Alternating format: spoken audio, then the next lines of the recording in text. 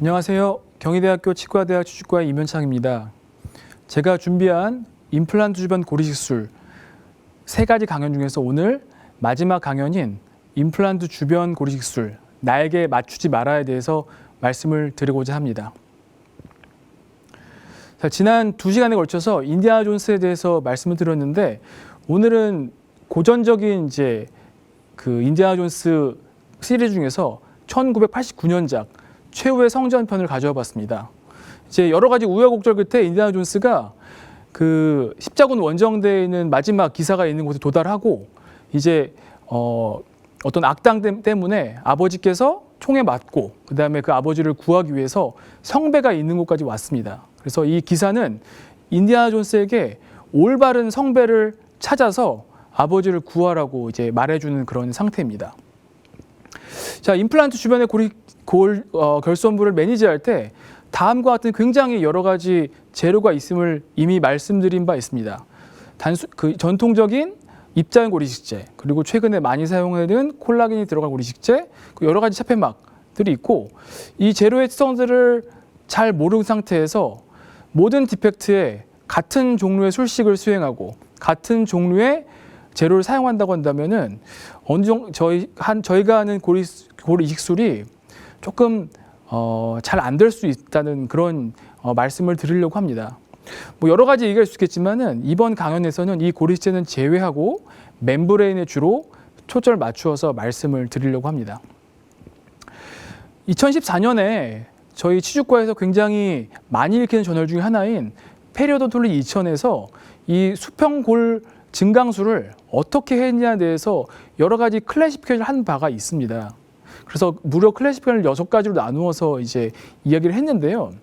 이 얘기는 뭐냐면은 각각의 증례들이 다르기 때문에 증례들에 맞추어서 올바른 술식과 더 나아가서 올바른 재료를 선택하라는 내용입니다. 그래서 이 비흡성 멤브레인과 흡성 멤브레인을 비교한 논문부터 보도록 해보겠습니다. 이 연구에서는 비흡성 차폐막인 EPTF 멤브레인과 흡수성 콜라겐 차폐막을 비교했습니다. 포함된 부위는 심미적 부위에서 싱글투스 개불만을 대상으로 했고요. 디펙트 타입은 본 디센스나 페네트레이션 타입의 디펙트였습니다. 그래서 임플란트 심을 때 그리고 임플란트 심고 나서 6개월 후에 리엔트리 했을 때를 임상적 그다음에 조직학적으로 관찰해서 비교를 한 그런 논문입니다. 보시게 되면 흡수성 멤브레인을 사용했을 때, 비흡수성 멤브레인을 사용했을 때 이 두 경우 모두가 디펙트의 위스, 디펙트의 뎁스, 디펙트의 인프라보니 포션을 처리하는 데 있어서 모두 동등하게 효과적인 것을 관찰했습니다. 이거는 누구나 예상할 수 있는 결과였고요. 저희가 약간 집중해서 봐야 될 거는 이 호리존탈 티크니스에 대한 측면입니다. 고리식을 한 다음에 그 고리식재가 얼만큼 볼륨이 유지되는가를 멤브레인의 종류에 따라서 관찰을 했는데 이 흡수성 멤브레인을 사용했을 때는 처음에 쌓았던 고리식재의 호리존탈 티크니스가 상당 부분 흡수가 된 것을 볼 수가 있었고 반면에 비흡성 멤브레인을 사용했을 때는 처음에 이식했던 호리존탈 티크니스가 굉장히 많이 거의 대부분 유지가 된 것을 관찰했습니다. 또 조직학적으로 보게 되면은 다음과 같은 결과가 나왔습니다. 비흡성 멤브레인을 사용했을 때 흡수성 멤브레인을 사용했을 때보다 조직학적인 신생골 형성량의 표준 편차가 조금 더 적은 것을 관찰했다는 겁니다. 또 이 연구를 3년간 더 팔로우업한 스터디가 다음에 최근에 출간이 되었는데 이 어떤 종류의 멤브레인을 선택하든 간에 총 티슈의 컨터는 약간의 소실을 보입니다.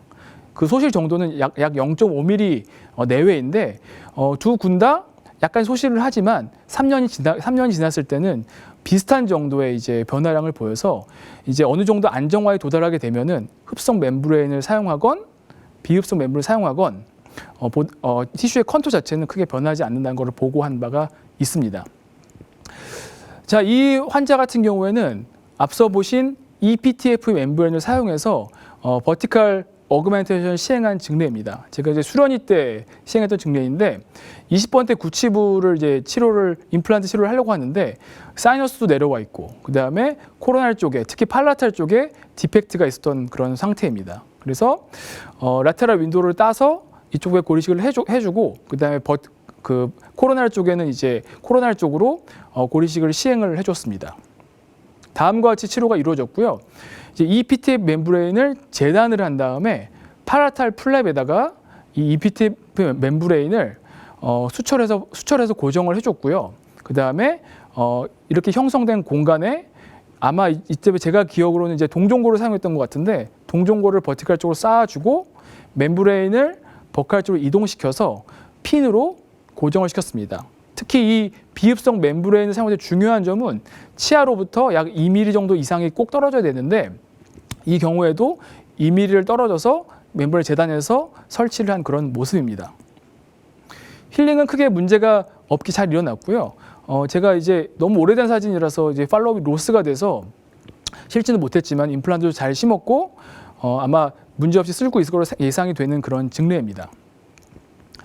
그런데 이 증례를 고찰해 보게 되면은 이 EPT 멤브레인을 대표되는 이 비흡성 멤브레인은 굉장히 정교한 작업이 필요합니다. 제가 하나하나 써봤는데 자연 치아로부터 약 2mm나 3mm 떨어져서 트리밍이 돼서 이 멤브레인이 자연 치아의 썰커스 쪽에 해당되지 않게 해서 노출이 안 되게 하는 게 굉장히 중요하고요.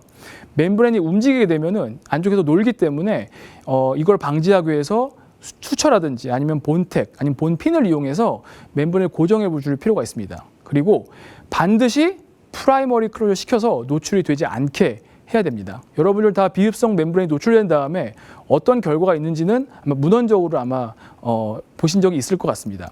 그래서 결론적으로 이 비흡성 멤브레인 같은 경우에는 술기적으로 어렵습니다. 그리고 이 프라이머리 클로저가 잘 안 됐을 때 굉장히 재앙이 올 수 있고 이 재앙은 창상의 열기라든지 그다음에 멤브레인 노출이 되는 거겠죠. 그리고 이 멤브레인 한번 노출이 되기 시작하면 점점 벌어지기 때문에 당연히 감염 위험성도 증가되고 하방에 고리식 한 부위에서 골 재생이 잘 되지 않을 가능성도 높다고 할 수 있습니다.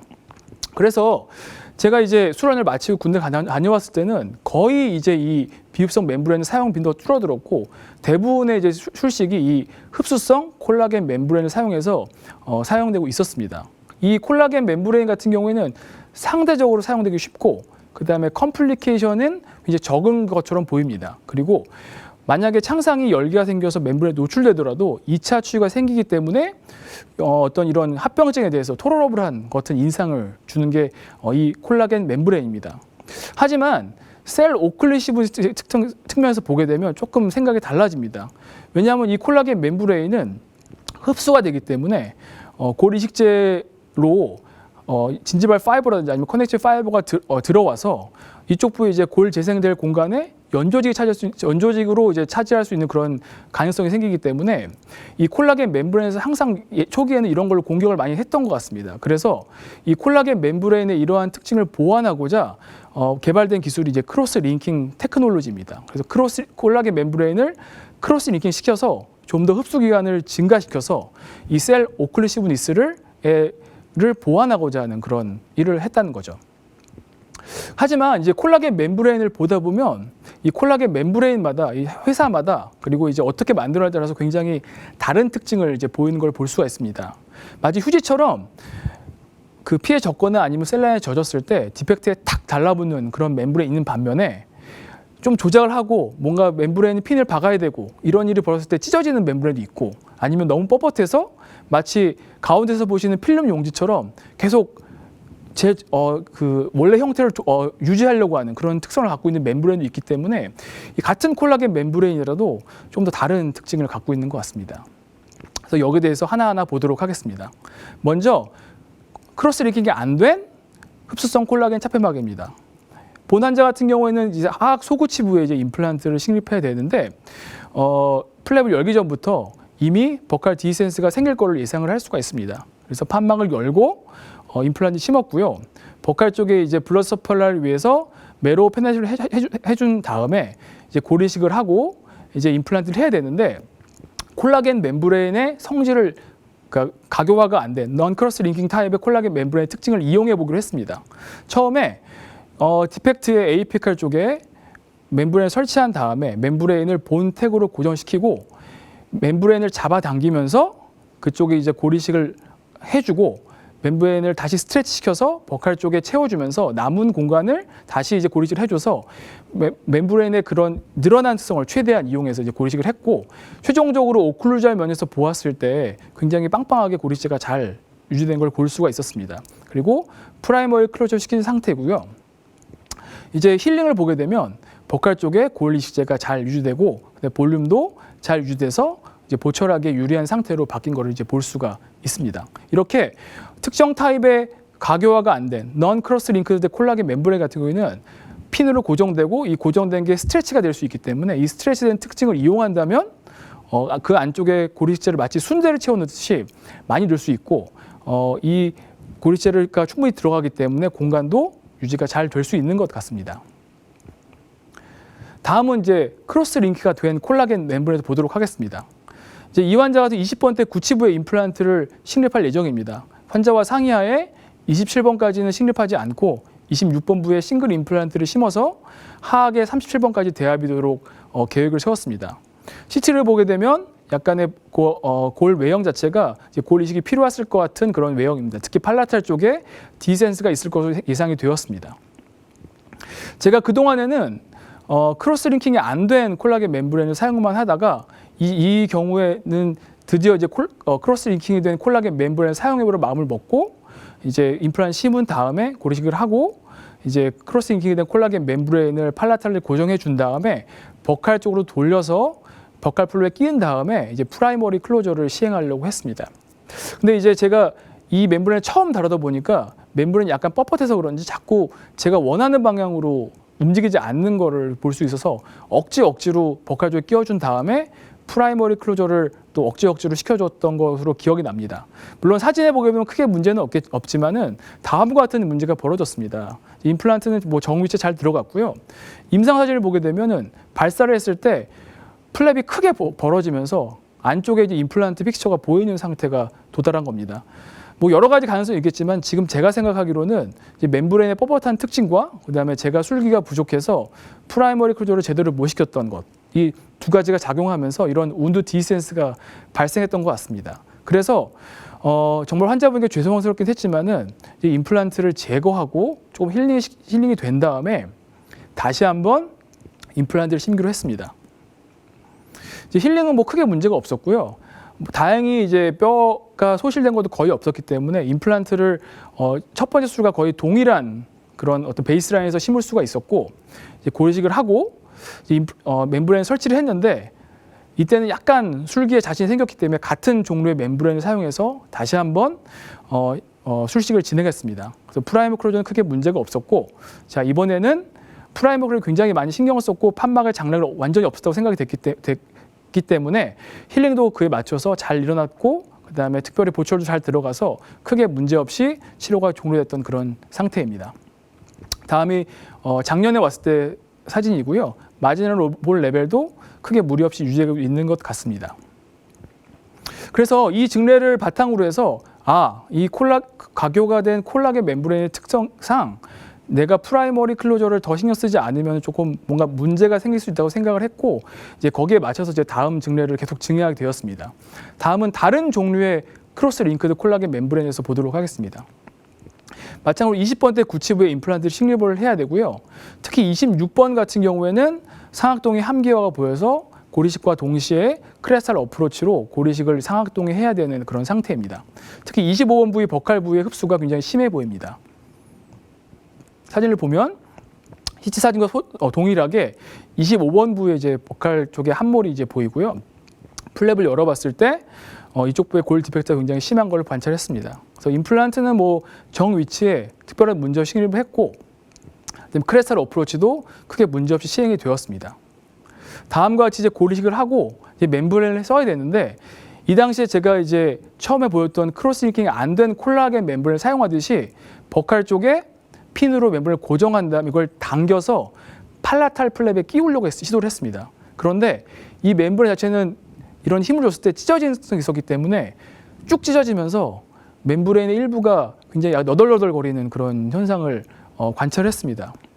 다행히 멤브레인이 좀 컸기 때문에 재단을 완전히 하지 않은 상태에서 이제 제가 시도를 했기 때문에 멤브레인 핀을 제거를 하고 그다음에 그쪽 너덜너덜 거리는 부위를 잘 트림을 해준 다음에 고정 없이 이제 팔라탈 플랩에 끼고 버칼 플랩에 넣어줘서 멤브레인 설치를 했고 프라이머리 클로저 굉장히 신경 써서 봉합을 해주었습니다. 이제 이 임플란트 식립을 한 다음의 사진이고요. 임플란트는 잘 들어간 걸 볼 수가 있습니다. 힐링은 다행히 운이 좋게도 크게 무리 없이 일어났고요. 이제 최근에 오셨을 때 버칼 쪽의 볼륨이 굉장히 많이 증가된 걸 볼 수가 있고, 그 다음에 대신에 이제 제가 한 고리식 때문에 버칼 뮤코자가 끌려와서 구강 전정이 많이 소실된 상태여서 에이피칼리 포지션에서 플랩을 해준 다음에 이제 크레스타 쪽에 얇게 조그만 미니니션을 거서 힐링 어버트먼트를 체결하고 이제 세컨 서저리를 완료한 그런 사진입니다. 이제 앞선 증례를 보게 되면 멤브레인의 특성에 따라서 멤브레인이 뭐 핀을 설치하거나 아니면 잡아당겼을 때 찢어질 수 있다는 그런 얘기겠죠. 다음 마지막으로 세 번째 다른 종류의 크로스링크드 콜라겐 멤브레인을 보도록 하겠습니다. 40번대 구치부에 이제 임플란트를 식립해야 되는데 약간의 버티컬 디펙트가 관찰이 되고 이 부위에 이제 고리식이 필요한 그런 상태입니다. 플랩을 열어봤을 때 힐링이 그렇게 썩 좋지는 않았고요.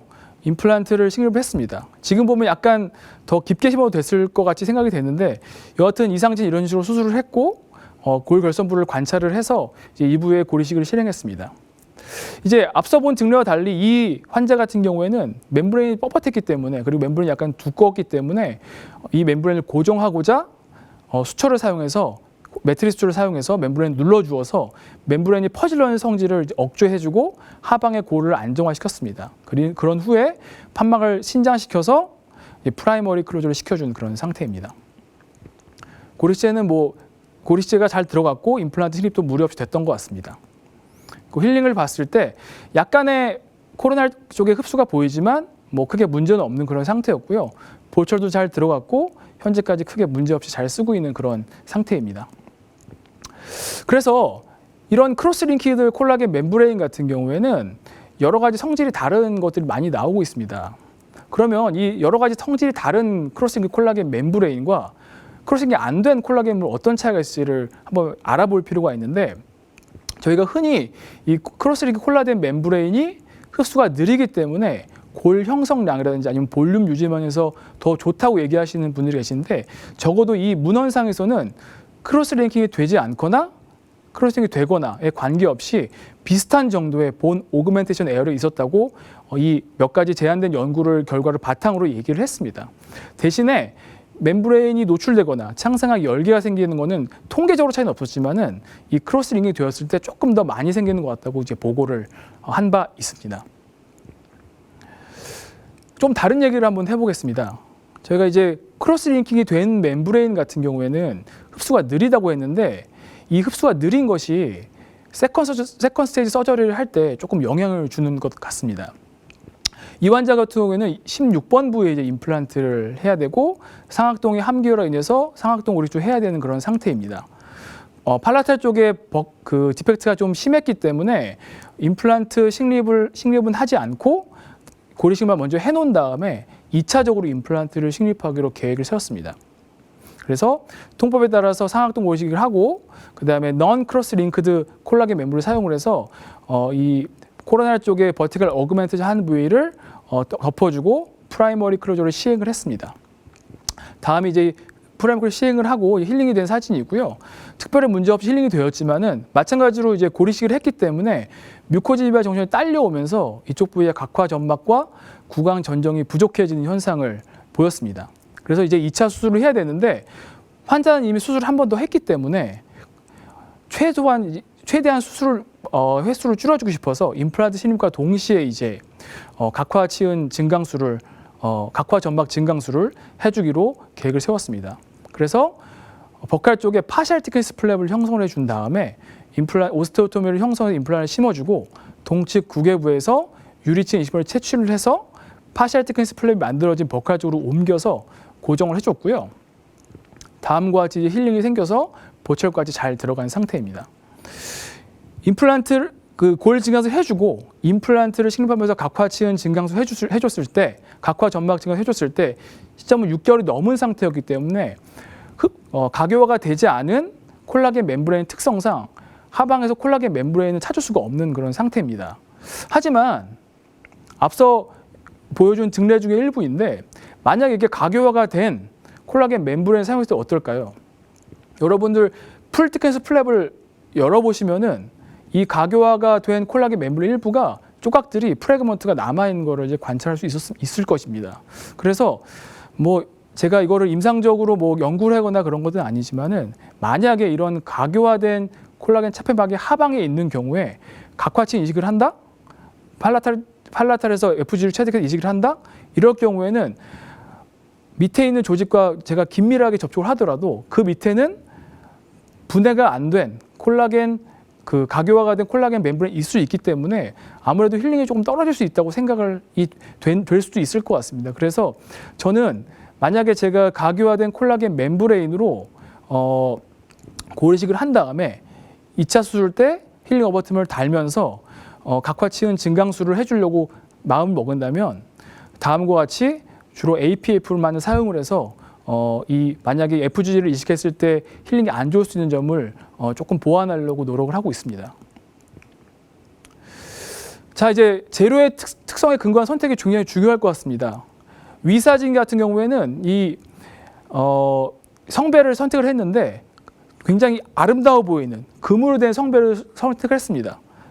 그래서 하지만 선택이 잘못됐기 때문에 궁극적으로 뭔가 되게 안 좋은 페일이 된 경우를 볼 수 있고, 아래 같은 경우에는 이 인디아나 존스가 예수님이 목사의 아들이었던 걸 떠올려서 굉장히 허름한 나무로 된 잔을 선택을 잘 했습니다. 그래서 궁극적으로 자기 아버지를 이 성배에 담긴 성수로 구한 것을 볼 수가 있었습니다.